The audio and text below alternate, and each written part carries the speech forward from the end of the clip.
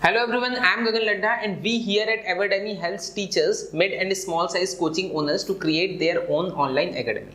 दोस्तों, अगर आपकी एक कोचिंग क्लास है या फिर एक ट्यूशन क्लासेस है, हो सकता है अभी बंद हो, आने वाले समय में खुलने वाली हो और आने वाले नए सेशन के लिए आपको किस तरह से डिजिटल मार्केटिंग प्रैक्टिसेस अपनाना चाहिए, ये हम डिस्कस करेंगे इस वीडियो में। मैं एक चीज़ आपको बता दूं, डिजिटल मार्केटिंग का मतलब हमेशा पेड मार्केटिंग नहीं होता है। बहुत सी ऐसी चीज़ें हैं जो फ्री ऑफ कॉस्ट भी आप इम्प्लीमेंट करके बहुत से अपने स्टूडेंट्स को अपने पास अट्रैक्ट कर सकते हैं। तो क्या वो स्ट्रेटेजीज है, ये सारी चीज़ें हम इस वीडियो में डिस्कस करेंगे, तो मेरे साथ इस वीडियो के एंड तक बने रहिएगा। दोस्तों, सबसे पहले तो आज ये देखते हैं कि डिजिटल मार्केटिंग आखिर जरूरी क्यों है। हो सकता है आपने ये कर रखी हो, करते हो आप अपने इंस्टीट्यूट के लिए, हो सकता है आप अभी तक conventional way of marketing follow करते आए हो। सबसे पहले मैं आपको ये बता दूं कि आज की डेट में डिजिटल मार्केटिंग आखिर जरूरी क्यों है। तो इसको इस तरह से समझिए कि मार्केटिंग का आखिर मतलब क्या है, what actually is marketing. Marketing का मतलब ये है कि आपका जो टारगेट ऑडियंस है, आपके जो भी आपका टारगेट ग्रुप है, वो जिस जिस जगह में जाता है, जिस जिस जगह को यूज करता है, वहां सब जगह आपका प्रेजेंस उसको दिखना चाहिए। Of course depending upon your budget, जिस भी जगह आपका टारगेट स्टूडेंट जा रहा है, आपका टारगेट ग्रुप जिस भी जगह जा रहा है, वहां पर कहीं ना कहीं उसको आपका प्रेजेंस दिखना चाहिए। तो सबसे पहली चीज तो दोस्तों यही है कि आज की डेट में सबसे ज्यादा जो आपका पर्टिकुलरली आपका जो टारगेट ऑडियंस है, हो सकता है 15 to up to 25 years of age का जो टारगेट ऑडियंस है, वो सबसे ज़्यादा टाइम जो स्पेंड कर रहा है डेट इज़ ऑन मोबाइल। आज की डेट में अगर मैं आपको एक स्टेटा बताऊं, एक एवरेज इंडियन आज की डेट में 4.5 आवर्स पर डे मोबाइल में स्पेंड कर रहा है। ये मैं एवरेज इंडियन की बात कर रहा हूँ, इसमें 40 प्लस 50 प्लस के लोग भी शामिल हैं जिनका मोबाइल यूसेज कंपैरेटिवली कम रहता है। अगर हम हमारे टारगेट ऑडियंस की बात करें, 15 टू 25 ईयर्स की अगर हम बात करें, तो उसका जो मोबाइल यूसेज है that actually is very high, up to 7 to 8 hours average student अभी आज की डेट में, क्योंकि लॉकडाउन भी चल रहा है और कहीं स्टूडेंट को जाना नहीं है, ना स्कूल है ना कॉलेज है, तो उसका जो मोबाइल यूसेज है वो बहुत ज़्यादा बढ़ गया है। तो इसलिए सबसे ज़्यादा ज़रूरी अब आपको है कि आपको अपना डिजिटल प्रेजेंस बनाना ज़रूरी है कि जहाँ पर आपका जो टारगेट स्टूडेंट है, जहाँ आपका टारगेट ऑडियंस सबसे ज़्यादा टाइम अपना स्पेंड कर रहा है, वहाँ पर उसको आपकी प्रेजेंस ज़रूर नज़र आनी चाहिए, तभी वो आपको कंसिडर करेगा। This was the first thing. Second very important thing is digital marketing में आपका जो बजट है वो इनफैक्ट बहुत ज़्यादा कम हो जाता है। Almost you can say 1/10 budget में आप उस ही क्वालिटी का रिजल्ट ला सकते हैं अगर आप सही तरीके से डिजिटल मार्केटिंग कर रहे हैं तो। इसका मैं कारण आपको बताऊंगा। कन्वेंशनल वे ऑफ मार्केटिंग में हम क्या करते हैं, हम होर्डिंग्स लगाते हैं, हम न्यूज़पेपर में एडवर्टीजमेंट्स देखते हैं, तो वहाँ पर हमारा एक तो कहीं पर भी हम जो स्पेसिफिकली हमारे जो टारगेटेड लोग हैं वहां तक वो चीज नहीं पहुंच रही, वो एक बल्क में सबके पास पहुंच रही है। आप न्यूज़पेपर में दे रहे हैं, हो सकता है कि आपके जो टारगेट ऑडियंस है वो हार्डली आपकी सिटी में मुश्किल से हो सकता है 10 या 20 हज़ार लोग हो, बट आपका जो न्यूज़पेपर है उसकी हो सकता है 5 लाख कॉपीज वहां पर छपे, तो आप पे तो उसको 5 लाख के हिसाब से कर रहे हैं, बट हो सकता है कि वो 10,000 लोग हो सकता है देखे, हो सकता है ना भी देखे। बट डिजिटल मार्केटिंग में ये चीज़ बहुत इजी हो जाती है। टारगेटिंग आज की डेट में डिजिटल मार्केटिंग में अगर आप पेड फॉर्म में जा रहे हैं, गूगल में जा रहे हैं, फेसबुक पेड एड्स में जा रहे हैं, तो टारगेटिंग उसमें बहुत ही ईजी हो जाती है कि आप एज वाइज टारगेट कर सकते हैं, उनके इंटरेस्ट वाइज टारगेट कर सकते हैं, लोकेशन वाइज टारगेट कर सकते हैं। जिस लोकेशन में आपको चीज़ें टारगेट करनी उस लोकेशन में टारगेट कर सकते हैं, तो आपकी जो टारगेटिंग है वो बहुत इजी हो जाती है। तो आपकी जो चीज़ें हैं वो सिर्फ और सिर्फ आपके टारगेट ऑडियंस को दिखेगी, तो ऑब्वियसली जो बजट आपका है वो बजट बहुत ही कम आ जाएगा।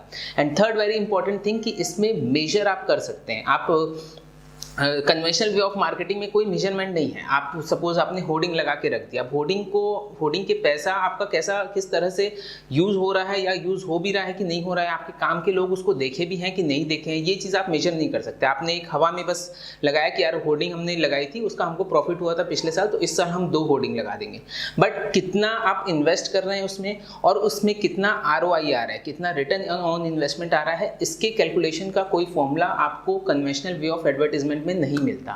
ये चीज आपको डिजिटल मार्केटिंग में बहुत इजीली मिल जाती है कि आपने कितना इन्वेस्ट किया और आपके काम के लोग वहां से आपको कितनी लीड्स मिली और उन लीड्स में से आपने कितनों को कन्वर्ट किया और जितनों को कन्वर्ट किया उसमें से आपकी रिवेन्यू कितनी आई। अगर वो रिवेन्यू ज्यादा है as compared to the digital marketing cost, तब तो आपका ये मैट्रिक सही बैठ रहा है, तब आप फिर डिजिटल मार्केटिंग का बजट जो है वो बढ़ा सकते हैं। तो एक पूरी क्लैरिटी आपके पास रहती है। क्यों? क्योंकि आपके पास डेटा की पावर आ जाती है, आपके पास मेजरमेंट की पावर आ जाती है।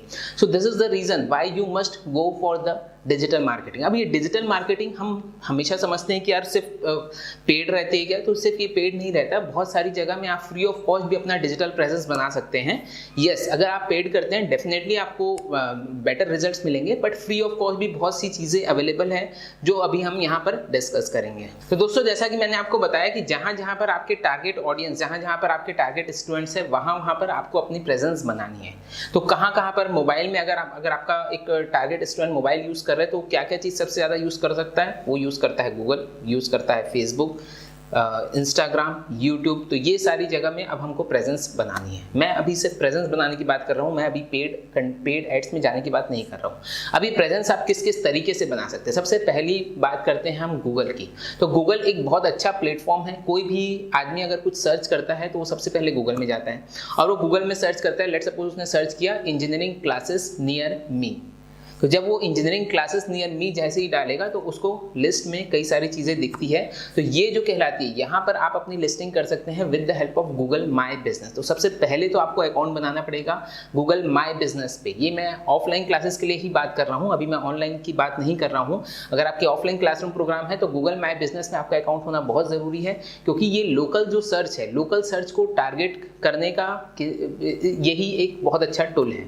जो भी आदमी सर्च करता है कि नियर मी हमारे क्या है, तो ये सारी चीज़ें आपको मिलेगी। जैसे लेट सपोज मैंने सर्च किया इंजीनियरिंग क्लासेस नियर मी, तो आप यहाँ पर रिजल्ट देख सकते हैं। तो ये इस तरह से रिजल्ट इसमें मिलता है और इसमें भी आपको टारगेट यही रखना है कि फर्स्ट 3 में ही आपके रिजल्ट आए। उसके लिए आप उसको ऑप्टिमाइज कर सकते हैं, किस किस तरह से आप गूगल माई बिजनेस को यूज़ कर सकते हैं। इसकी पूरी एक प्लेलिस्ट हमारे चैनल में अवेलेबल है, मैं यहाँ आई बटन प्रोवाइड कर रहा हूँ। आप उस प्लेलिस्ट में जाके, ये वीडियो खत्म होता है, उस प्लेलिस्ट में जाके गूगल माई बिजनेस के बारे में सीख सकते हैं और पूरी तरह से उसको इंप्लीमेंट कर सकते हैं। और ये कंप्लीटली फ्री ऑफ कॉस्ट है, इसके लिए आपको कुछ भी पे करने की जरूरत नहीं पड़ेगी। तो सबसे पहली जो जरूरी चीज़ है कि आपको गूगल माई बिजनेस में एक स्ट्रॉन्ग प्रेजेंस आपको बनाना है। तो इससे होगा ये कि कोई भी स्टूडेंट अगर सर्च करता है गूगल में that XYZ classes near me, engineering classes near me, या फिजिक्स क्लासेस नियर मी, या मैथ्स क्लासेस नियर मी, तो उसमें आपकी रैंकिंग सबसे ऊपर रहेगी और वो चीज़ आपको सबसे ज़्यादा बेनिफिट करने वाली है। That is the first thing. Second जो ज़रूरी चीज़ है, आपको जब कोचिंग क्लासेस की जब आप मार्केटिंग कर रहे हैं तो सबसे ज़रूरी पार्ट आता है उसमें कंटेंट मार्केटिंग का। आप जो कंटेंट प्रोवाइड करने वाले स्टूडेंट्स को उस कंटेंट को आपको मार्केट करना है। आप एक सैम्पल, आप जिस तरह से आप पहले डेमो क्लासेस आप कुछ अटेंड करवाते थे स्टूडेंट्स को, आजकल स्टूडेंट डेमो क्लास खुद अटेंड करके आता है यूट्यूब के थ्रू। वो पहले से देख लेता है, वो पहले से जानता रहता है कि मेरा टीचर जो है वो किस तरह से पढ़ा रहा है। तो अगर आपका अब तक अगर यूट्यूब प्रेजेंस नहीं है तो ये बहुत ज़रूरी है आपके लिए, आपकी कोचिंग इंस्टीट्यूट के लिए, कि आपको अपना यूट्यूब प्रेजेंस बनाना पड़ेगा। आप अपने वीडियोज़ बनाइए और कुछ डेमो वीडियोज़ हो सके तो यूट्यूब में डालना शुरू करिए। तो जब भी स्टूडेंट आपको सर्च करता है, वो आपके पास अप्रोच करता है, कुछ सैम्पल वीडियोज़ मांगता है, तो आप डायरेक्टली उसके साथ लिंक शेयर कर सकते हैं। सिमिलरली आपको अपना प्लेटफॉर्म बनाना है, अपना पेज बनाना है फेसबुक में और इंस्टाग्राम में। वहाँ आप अलग तरह की एंगेजमेंट एक्टिविटीज़ प्रोवाइड करा सकते हैं, आप उसमें नोट्स प्रोवाइड कर सकते हैं, आप उसमें क्विज प्रोवाइड कर सकते हैं, टेस्ट प्रोवाइड कर सकते हैं, जो क्वेश्चन पेपर्स हैं उसके सॉल्यूशंस आप प्रोवाइड कर सकते हैं, वीडियोस के फॉर्म में प्रोवाइड कर सकते हैं या टेक्स्ट के फॉर्म में प्रोवाइड कर सकते हैं। तो जिस भी फॉर्म में आप प्रोवाइड करना चाहें, फेसबुक और इंस्टाग्राम एक ऐसा प्लेटफॉर्म है कि हर यंगस्टर उसको, मैं समझता हूँ ऑलमोस्ट 100% लोग उस चीज़ को यूज़ करते हैं। और अगर आपका जो टारगेट ऑडियंस है वो छोटा है, अगर 15 ईयर्स से कम है, तो डिसीजन मेकिंग अथॉरिटी ऑब्वियसली उसकी नहीं है, अब उसके पेरेंट की है। तो वो पेरेंट भी फेसबुक में अवेलेबल है और हो सकता है इंस्टा में भी अवेलेबल हो। तो इसलिए आपको अपना प्रेजेंस साथ ही साथ फेसबुक में, इंस्टाग्राम में बनाना है। एक व्हाट्सएप भी एक बहुत अच्छा तरीका है। व्हाट्सएप में आप स्टेटस के रूप में आप डेली अपनी कुछ ना कुछ अपडेट्स डाल सकते हैं, छोटे छोटे वीडियोस डाल सकते हैं। वीडियो की आप यूट्यूब में जो वीडियोस बना रहे हैं उसकी लिंक डाल सकते हैं। तो जो भी आपके नियर बाय स्टूडेंट्स, जो भी आपके पहचान के स्टूडेंट है, जो आपके कांटेक्ट में रहे हैं, तो वो सारे डेली बेसिस में आपको देखते रहेंगे, अपडेटेड रहेंगे, उनको पता रहेगा कि सर ये क्लास लेते हैं। आपके जो कॉन्टैक्ट्स हैं उनको पता रहेगा कि ये पर्टिकुलर सब्जेक्ट ये टीचर के पास हम अपने बच्चों को भेज सकते हैं। तो ये चीज़ भी आपको बहुत बेनिफिट करेगी। पड़ेगी। Next very very important thing is to have a website और मोबाइल एप्लीकेशन। ये आज की डेट में बहुत ज़रूरी हो गया है। भले ही आपकी कोचिंग ऑनलाइन हो ना हो, बट स्टिल आपके लिए एक वेबसाइट या फिर एक मोबाइल एप्लीकेशन या दोनों आपके लिए बहुत ज़रूरी है। खास तौर पे मोबाइल एप्लीकेशन में कहूँगा this actually is very very important thing. क्यों? क्योंकि इसमें डायरेक्ट लीड आप कलेक्ट कर सकते हैं। जो भी स्टूडेंट आपके मोबाइल ऐप को डाउनलोड कर रहे हैं, उसके नाम, उसके नंबर, ईमेल, वो सारी चीज़ें आपको मिल सकती है। आप डायरेक्टली फिर उसके कनेक्ट में रह सकते हैं। Apart from this you can also provide certain free contents. आप स्टूडेंट को बोल सकते हैं कि आप हमारे मोबाइल एप्लीकेशन डाउनलोड करें। जो आपके पेड स्टूडेंट नहीं है, जो आपके कोचिंग में नहीं भी आ रहे हैं, ऐसे लोग को भी एंगेज करने का, ऐसे लोग को भी कनेक्टेड रखने का एक बहुत अच्छा माध्यम हो सकता है आपका मोबाइल एप्लीकेशन। आप इसमें फ्री टेस्ट प्रोवाइड कर सकते हैं, फ्री वीडियोस, फ्री कुछ कोर्सेज आप प्रोवाइड करना चाहें, कुछ एक video lectures free of cost provide करना चाहें उसको प्रोवाइड कर सकते हैं, कुछ नोट्स प्रोवाइड करा सकते हैं उनको, कुछ डाउनलोड्स के लिए आप दे सकते हैं जो कि शेयरेबल रहे। तो डाउनलोड्स में आप इस तरह से भी कर सकते हैं कि अपने लोगो लगा के कुछ कुछ चीज़ें आप दे दिए तो वो आपस में शेयर होगी, वो चीज़ वायरल होगी और उस चीज़ का बेनिफिट डेफिनेटली आपको मिलेगा। तो एक मोबाइल एप्लीकेशन एक बहुत ज़रूरी चीज़ है आज की डेट में। You must have this to engage your student. और देर सवेर आप इसको फिर कन्वर्ट कर सकते हैं एक तरह से हाइब्रिड लर्निंग मॉडल में।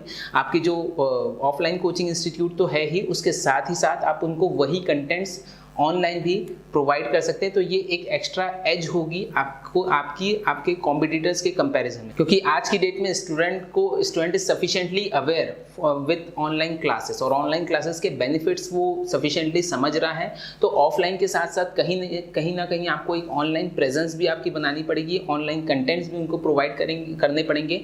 Then only you will get extra edge over your competitors. तो ये तो सारे तरीके हो गए, या तो जिनको आप फ्री ऑफ कॉस्ट या फिर एक बहुत ही नॉमिनल इन्वेस्टमेंट के साथ ये सारी चीज़ें आप स्टार्ट कर सकते हैं।